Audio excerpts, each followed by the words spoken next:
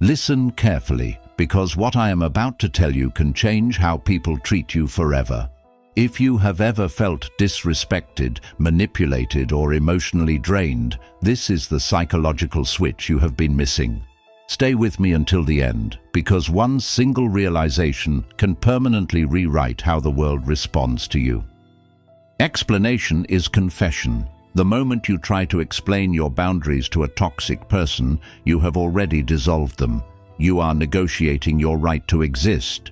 In the court of a manipulator, the defense attorney is always the first to be executed. They don't disrespect you because they misunderstand you. They disrespect you because they have calculated the cost of doing so and found it to be zero. They view you as a resource, a vending machine of emotional supply.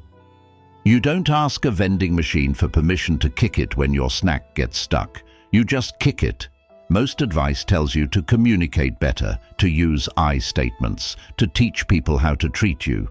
This is dangerous naivete. You cannot teach someone who is actively studying your syllabus to exploit the loopholes. There is a psychological override switch, a mechanism that forces the human brain to reassess a target from prey to predator in less than 3 seconds. It requires no shouting, no arguments, and crucially, it requires you to abandon the one thing you think saves you, your desire to be understood. I am going to give you the code to rewrite their perception of you, but be warned. Once you do this, the dynamic shifts permanently. You may not be liked, but you will never be touched again. Let's dismantle the illusion. Disrespect is not an accident. It is a compliance test. In biological systems, predators prod. They nip at the heels of the herd. They are not attacking yet. They are gathering data. They are checking for a limp. When a toxic colleague talks over you in a meeting or a narcissistic partner makes a joke about your insecurity in front of friends, they are not being thoughtless. They are running a diagnostic. They are asking, how much territory can I annex before this person defends the border? If you get angry, you fail. Anger tells them you are wounded. Wounded animals are easy to steer. If you stay silent and look down, you fail. Submission tells them you are domesticated. Domesticated animals exist to be used. The mistake you have made, the mistake we all make, is assuming the toxic person is operating on a moral frequency. You think if you explain how much it hurts, they will stop. They won't. To them, your pain is not a deterrent. It is a validation. It proves they have impact. It proves they are the architect of your emotional reality. So how do you pass the compliance test? You do not fight the test. You grade it. Enter a state I call clinical detachment. Imagine a surgeon observing a tumor. The surgeon does not hate the tumor. The surgeon does not yell at the tumor. The surgeon observes, measures, and decides how to cut it out. No emotion, only procedure. Next time they disrespect you, look at them not as an enemy, but as a patient exhibiting a symptom. Let history teach power. Consider the Cold War. The stability of the world rested on mutually assured destruction. If you fire, I fire. We both die. It was a balance of terror. Toxic relationships are usually asymmetric wars. They fire missiles, insults, gaslighting, triangulation. You respond with feelings. You are using diplomacy against guerrilla warfare.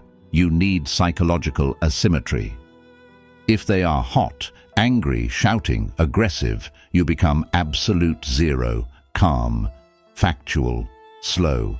If they are cold, silent treatment, withholding emotional frost, you become warm but unbothered, busy, connected to other parts of life.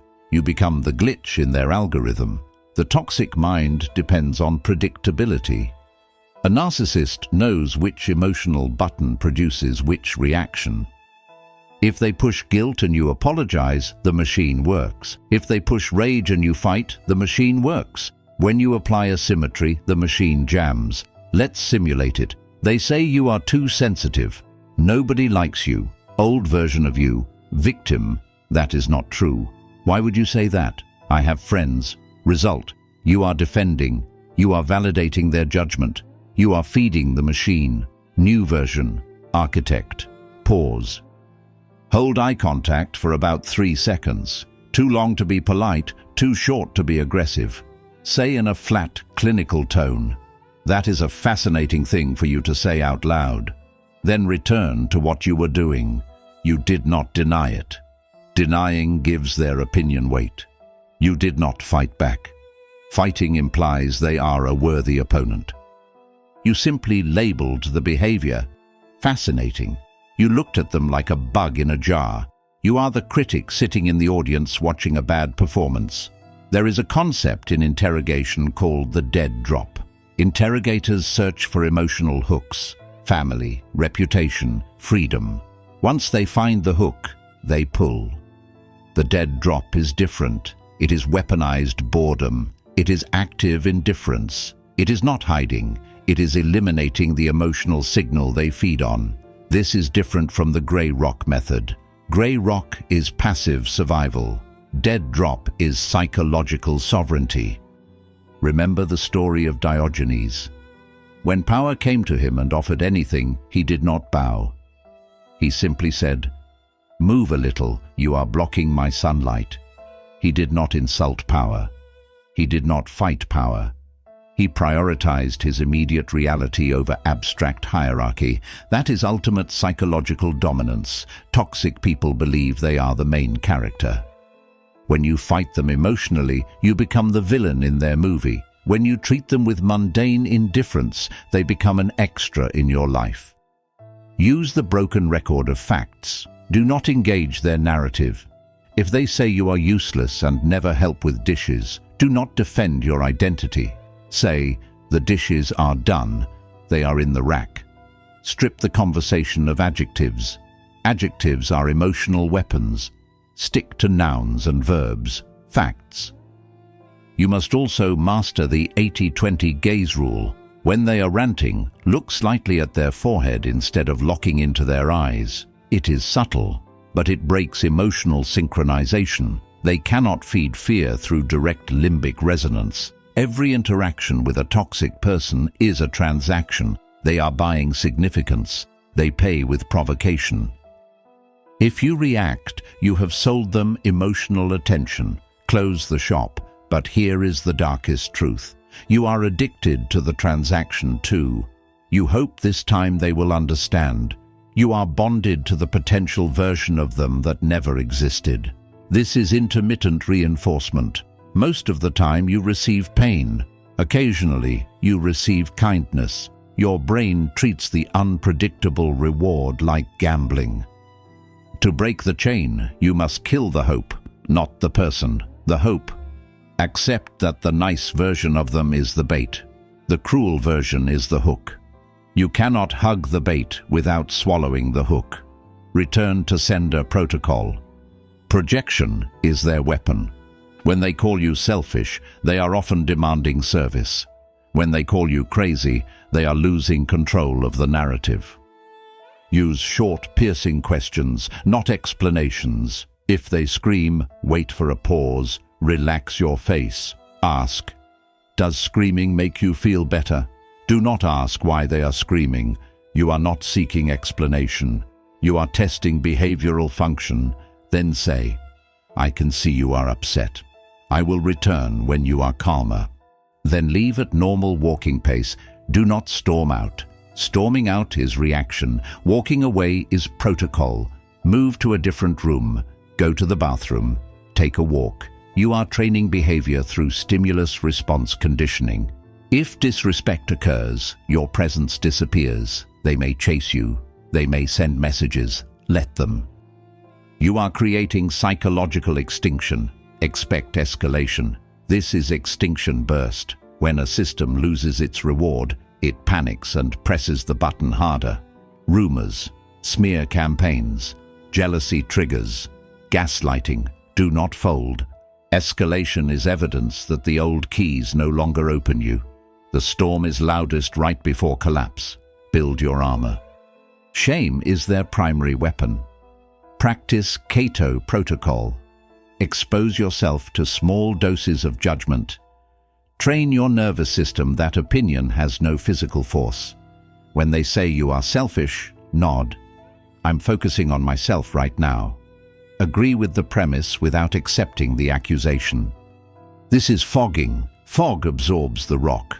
It does not fight the rock. It does not throw the rock back. If they say you will die alone if you leave them, respond. That is a possibility. The future is uncertain. You are not fighting prophecy. You are not validating fear. You are philosophically neutral. During conflict, accept no gifts. The Trojan horse enters through vanity. If they cook your favorite dinner or offer sudden kindness during tension, politely decline. Thank you, but I have already eaten. Thank you, but I cannot go. Rule of zero debt. Free things from toxic people are the most expensive possessions you can own. You must see yourself as a sovereign state, borders, trade laws, sanctions. If disrespect occurs, emotional trade stops. Only essential communication remains. Protection is not punishment. Protection is prevention. Now the final truth. You must kill the hope once and for all. You are not waiting for them to change. You are living as if they will never change. This is the switch. The moment you stop expecting goodness from them, their power collapses. Predators search for limps. If you do not limp, they move on. You may lose the relationship, but you may regain your sanity. That is a trade worth making every day. Keep your walls strong, but do not become the darkness you fought. There is a way to be powerful without becoming cold. That balance is the highest art. Most people fall to one side, either too soft or emotionally dead. The real mastery is sovereignty with humanity. If this opened your eyes, drop a comment and tell me, I am choosing power.